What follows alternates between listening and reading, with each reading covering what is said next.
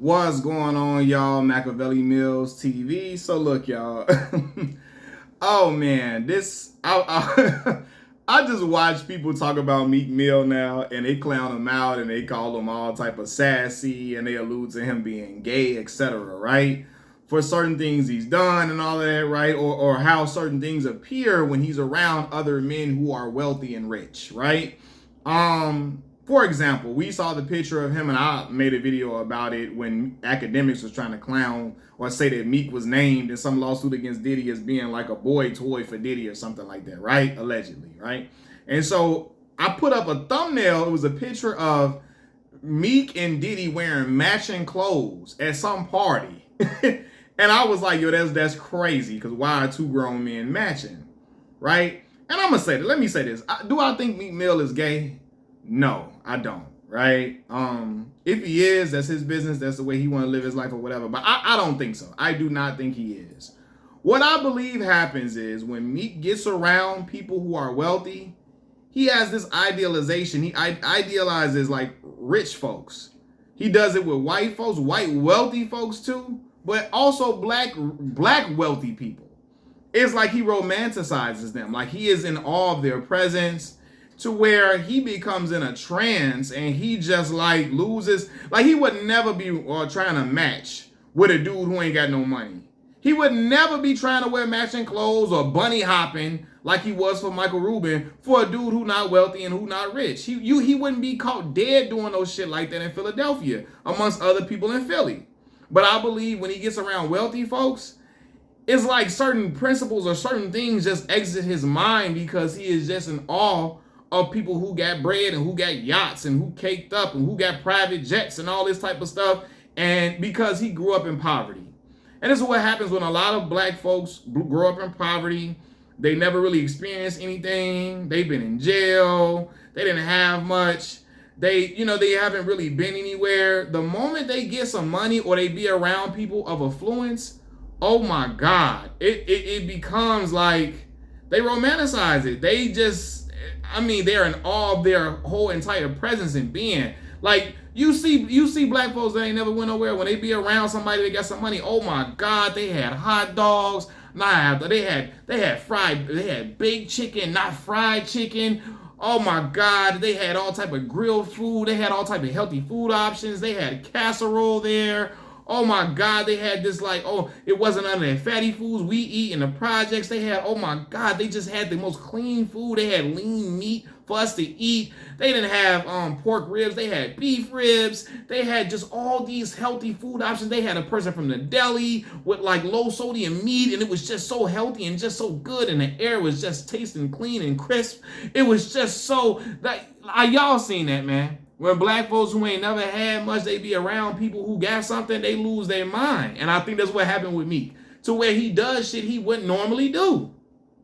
Being on side of the pool out there with Diddy and all them, bunny hopping for Michael Rubin, and when he wouldn't do that. But around rich people, wealthy folks, oh my God, he just gets this itch to just be like, oh my, man, he starts forgetting certain principles he would abide by in Philadelphia, in the hood, in the trenches. He just be like, he starts becoming a fan of these wealthy people, to where he just goes with the flow, right? And some might take that elsewhere. I'm not saying going with the flow with sexual things, but I think he'll like, oh well, I can wear a matching fit with you.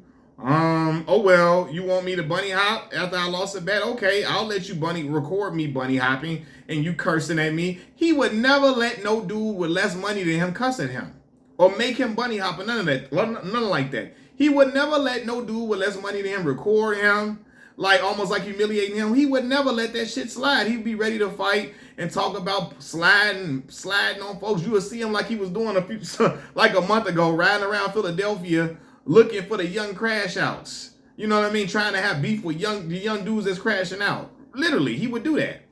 He wouldn't let no dude without no bread like come around, hey, Meek, can I wear this outfit? He'd be like, hell no, nah, man, you can't wear what I'm wearing. I'm exclusive. I gotta be my own man. But around rich people, wealthy people, he's willing to fit in. He's willing to let certain things go. And that's what happens when certain people have been in harsh conditions, some people, And they just grow up just romanticizing everything about wealthy people. I see black folks do it with white folks all the time, like I just said.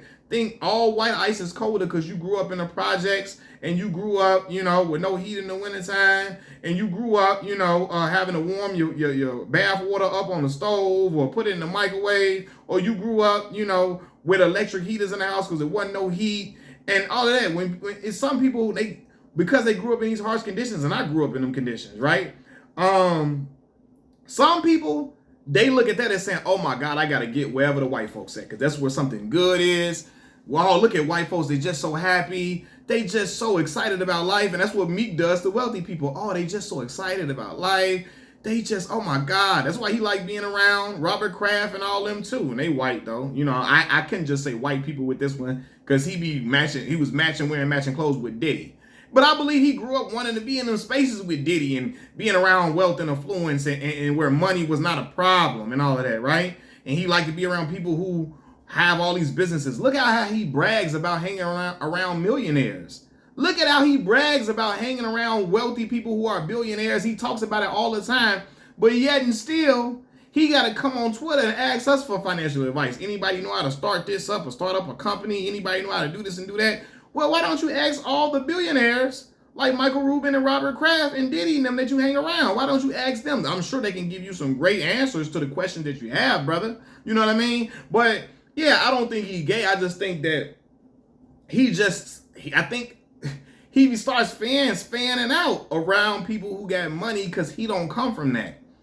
His family didn't come from that. He didn't been in jail.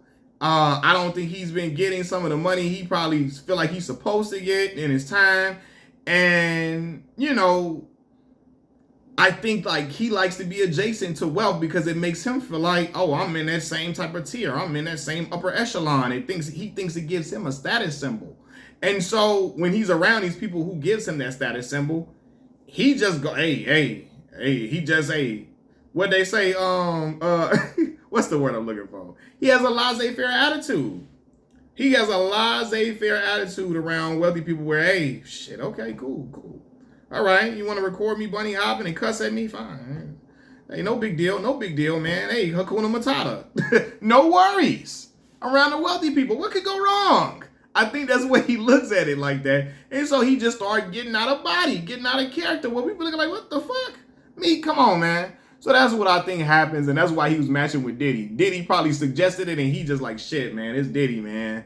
Hey, I'm going to just match, man. It's some shit I probably always dreamed about, kicking it with Diddy, being at a Diddy party. Always dreamed about, being able to say I got Diddy contact in my phone where, I can call Puff up for any type of solution to a problem. I can have Puff in my music videos, Puff on my albums. I always wanted to be courtside at the Sixers game, and Michael Rubin got me courtside. I always wanted to be at these fancy yacht parties with all these upper echelon A-list celebrities, and Michael Rubin and Robert Kraft give me access to that. I believe that is what's going on with Meek, man.